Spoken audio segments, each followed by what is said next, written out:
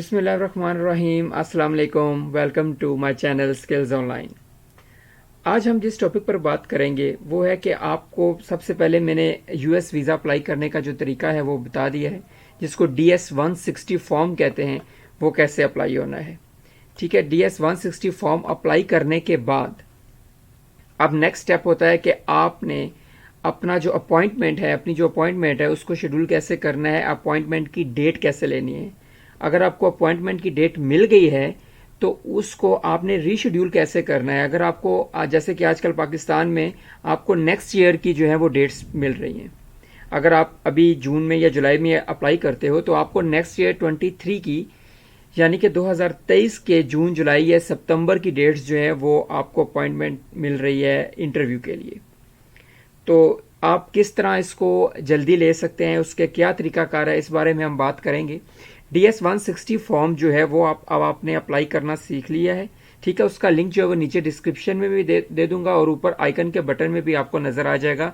आप वहाँ पे क्लिक करके उस वीडियो को देख के अपना DS-160 फॉर्म फिल कर सकते हो, जो कि बहुत ही ईजी है। अब DS-160 फॉर्म फिल करने के बाद आपको उसकी पेमेंट करनी है, ठीक है।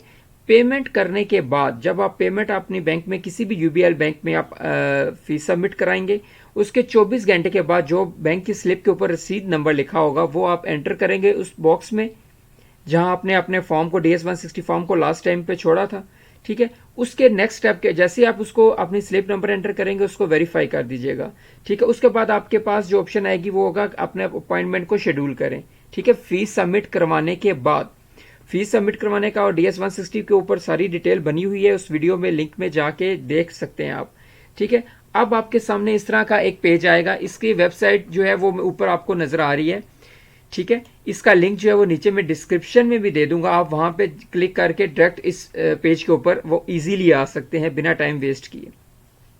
अब हम चलते हैं, यहाँ पर आप अपना ईमेल एड्रेस एंटर करेंगे जो भी आपने DS-160 के फॉर्म के टाइम यहाँ पर एंटर किया था, ठीक है। यहाँ पर एंटर करने के बाद आप अपना ईमेल एड्रेस एंटर करने के बाद पासवर्ड एंटर करेंगे। पासवर्ड जैसे ही आप एंटर करेंगे उसके बाद आपके पास आएगा आई एम ह्यूमन, यहाँ पे आप क्लिक करेंगे, ठीक है। यहाँ पर क्लिक करने के बाद आप देखेंगे आपके सामने एक बॉक्स ओपन हो जाएगा। आपके सामने इस तरह का एक बॉक्स ओपन हो जाएगा जब आप लॉगिन अपना ईमेल और पासवर्ड एंटर कर देंगे। वो आपसे एक कैप्चा पूछ रहा है कि इसमें क्लिक करें कि please click each image container train, जहां जहां ट्रेन बनी हुई है आप वहां पे क्लिक कर दें, ठीक है। इसको नेक्स्ट करें। अब दोबारा वो आपसे पूछ रहा है कि आप दोबारा ट्रेन वाली को पिक्चर को सिलेक्ट करें।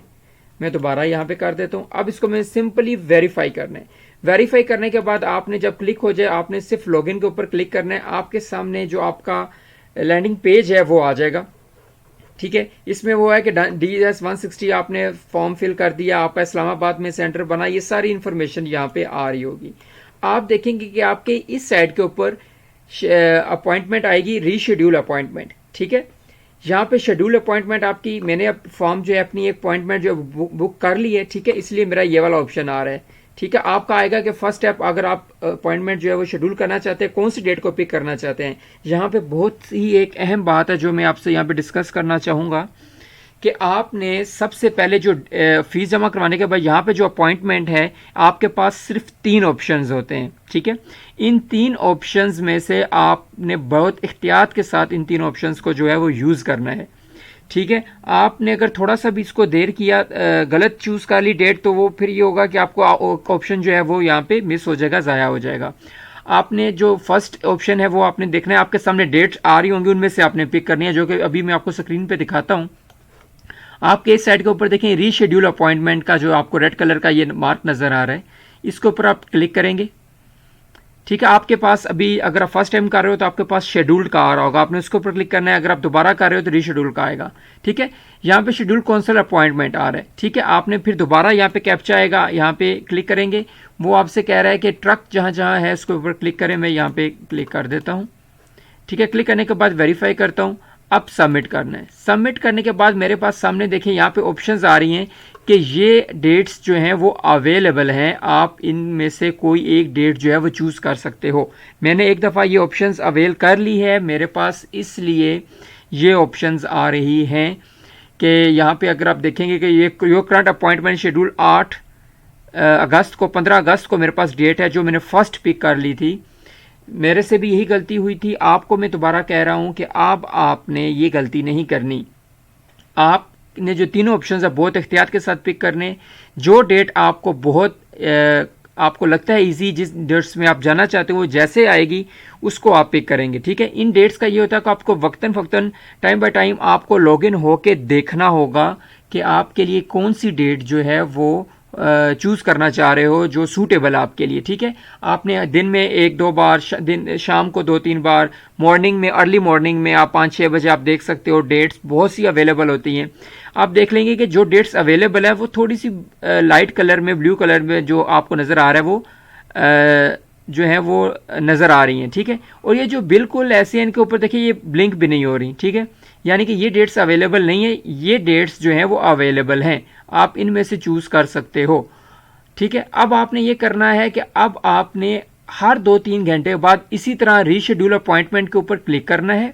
क्लिक करने के बाद अब आपने दोबारा इस जगह पे आना है और देखना है कि कौन सी डेट जो है वो अवेलेबल है, ठीक है। अगर तो आपको वो जो डेट आप लेना चाहते हो वो अवेलेबल, आपने सिंपल इसके ऊपर क्लिक करना है और यहाँ पे सिंपल शेड्यूल अपॉइंटमेंट के ऊपर क्लिक करके आपकी वो अपॉइंटमेंट बुक हो जाएगी। लेकिन मैं बार बार कह रहा हूँ बहुत एहतियात के साथ तीनों ऑप्शंस आपने ज़ाया नहीं करने।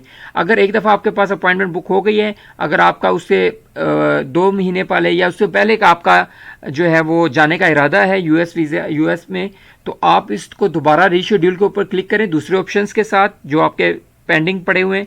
फिर कोई डेट अगर आपको, जब वक्तन वक्तन आप टाइम बाय टाइम देखते रहेंगे मॉर्निंग इवनिंग में हर 2-3 घंटे के बाद, तो आपको जो डेट लगती है कि यार ये सीट अवेलेबल है तो आप उसको पिक कर सकते हो, ठीक है। उसके बाद आपके पास यहाँ पे आएगा कैंसिल अपॉइंटमेंट। आप अपनी अपॉइंटमेंट कैंसिल भी कर सकते हो। रीशेड्यूल का मैंने आपको तफसीलन बता दिया है। उसके बाद नीचे आ जाता है कि एमरजेंसी रिक्वेस्ट। इसमें एमरजेंसी रिक्वेस्ट में ये होता है कि अगर आपको, मैं यहाँ पे आपको दिखा भी देता हूँ, एमरजेंसी रिक्वेस्ट में आपके पास ये ऑप्शंस होते हैं, ठीक है। वो देखें, वो फर्स्ट अवेलेबल डेट जो है वो आपको बहुत जल्दी दे रहे हैं, ठीक है। वो आपको अगले मंथ की, अभी देखें डेट जो है वो जून 28 है, ठीक है, जब मैं ये वीडियो बना रहा हूँ, लेकिन वो मुझे जुलाई की 5 डेट को दे रहे हैं, यानी कि 1 वीक के बाद मुझे वो कह रहे हैं कि आप जा सकते हो। लेकिन इसके साथ कंडीशंस हैं एमरजेंसी रिक्वेस्ट इंस्ट्रक्शंस के ये लिखी हुई है, या तो आपके पास कोई मेडिकल एमरजेंसी है, ठीक है, आपके साथ अल्लाह ना खुदा ना खास्ता कोई आपके साथ कोई ऐसा इशू है कि आप किसी ऑपरेट की वजह से अमेरिका में, यूएस में जाना चाहते हो, तो वो उसके डॉक्यूमेंट्स सारे आप यहाँ पे, या आपके कोई फैमिली मेम्बर वहाँ पे मौजूद हैं, या जिसमें मदर, फादर, ब्रदर, सिस्टर या चाइल्ड या ग्रैंड पेरेंट्स, ग्रैंड चाइल्ड, ठीक है, तो वहाँ पे उनको कोई इशू है मेडिकली, तो आप उनके हेल्प आउट के लिए, उनके साथ देने के लिए वहाँ जाना चाह रहे हो, तो आप ये जो ऑप्शंस है वो अवेलेबल, जो अवेल कर सकते हो, लेकिन डॉक्यूमेंटेशन के साथ, प्रूफ के साथ। दूसरा ऑप्शन है आपके पास फ्यूनरल या डेथ, किसी के जनाजे के ऊपर बहुत ही करीबी में आपका जो है, ठीक है, mother, father, brother, sister, child वगैरह, ठीक है, ठीक है, उसकी डेथ अगर हो गई है तो उसको उसकी वजह से आप वहाँ पे जा सकते हो, ठीक है। तीसरा ऑप्शन आपके पास है बिजनेस। आप बिजनेस पर्पज़ के लिए वहाँ जाना चाह रहे हो, आपकी वहाँ पे कोई मीटिंग है बिजनेस पर्पज़ के लिए, या कोई किसी क्लाइंट के साथ आपकी मीटिंग है, कोई भी इवेंट हो रहा है वहाँ पे, तो आप उसको अटेंड करना चाह रहे हो, आपके पास डॉक्यूमेंट मौजूद हैं, तो डेफिनेटली आप इस ऑप्शंस को अवेल कर सकते हो, ठीक है। तो आपके सामने ये जो है ये ऑप्शंस मौजूद हैं, ये इनको आप रीड कर सकते हो। अगर इनमें से कोई भी आपकी कंडीशन है तो आप इन ऑप्शंस को जो है वो अवेल कर सकते हो, ठीक है। अगर नहीं है तो फिर आप सिंपली जो रीशेड्यूल अपॉइंटमेंट है इसके ऊपर जाके अपनी जो ऑप्शंस है उनको अवेल करोगे और अपने अपॉइंटमेंट को रीशेड्यूल करोगे। अभी आपके सामने मैं दोबारा देख रहा हूँ, ठीक है, शायद हो सकता है कि वो डेट जो है वो अवेलेबल हो कोई। अब देखें वो आपसे पूछ रहा है कि इसको सी प्लेन जो है उसको क्लिक करें। आपको, मुझे ये लग रहा है ये और ये वाला आई थिंक, और ये है। इसको मैं सिंपली वेरीफाई करूँगा और सबमिट करूँगा। सबमिट करने के बाद देखता हूँ कि कौन सी डेट्स अवेलेबल हैं। वही डेट्स जैसे आपको पहले हैं उनमें से दोबारा वही आ गई हैं, यानी कि अभी तक वही चल रही हैं। आपको मैंने बताया हर 2-3 घंटे के बाद आपने देखते रहना है, मॉर्निंग में, इवनिंग में, अर्ली मॉर्निंग में। स्पेशल मेरे लिए सजेशन, आपको सजेशन यही है मेरी तरफ से कि आप अर्ली मॉर्निंग में देखें, तो वहाँ पर उस टाइम बहुत सीट्स जो होती हैं वो अवेलेबल होती हैं अर्ली डेट्स की, ठीक है।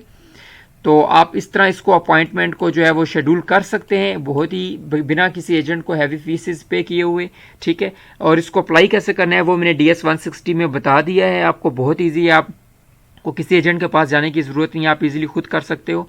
और आप सिंपली जो है DS 160 फॉर्म को फिल कैसे करना है वो उसका लिंक जो है वो डिस्क्रिप्शन में भी डाल दूंगा, ऊपर बेल आइकन में भी आपको नज़र आ रहा होगा, आप उस पर भी क्लिक करके इसको वीडियो को देखने के बाद इस वीडियो को देख सकते हो कि अपॉइंटमेंट कैसे बुक करनी है। बहुत शुक्रिया। यहाँ तक आपको अगर कोई भी इशू हो आप नीचे कमेंट में बता दीजिए। काइंडली इस चैनल को सब्सक्राइब कर दीजिए। मैं इस चैनल के ऊपर बहुत सी स्किल्स जो हैं वो नॉर्मल स्किल्स हैं जो आप हैवी फीसेस या किसी एजेंट को या किसी भी सर्विस प्रोवाइडर को दे के आप अपना काम करवाते हो, वो आप बिना उस फीसेस को बचाए आप जो है वो काम जो है वो आप खुद कर सकते हो। काइंडली इस चैनल को सब्सक्राइब कर दीजिए ताकि मैं इस तरह की वीडियो आपके सामने लाता रहूं और आपकी लाइफ को बहुत आसान बनाता रहूं। बहुत शुक्रिया।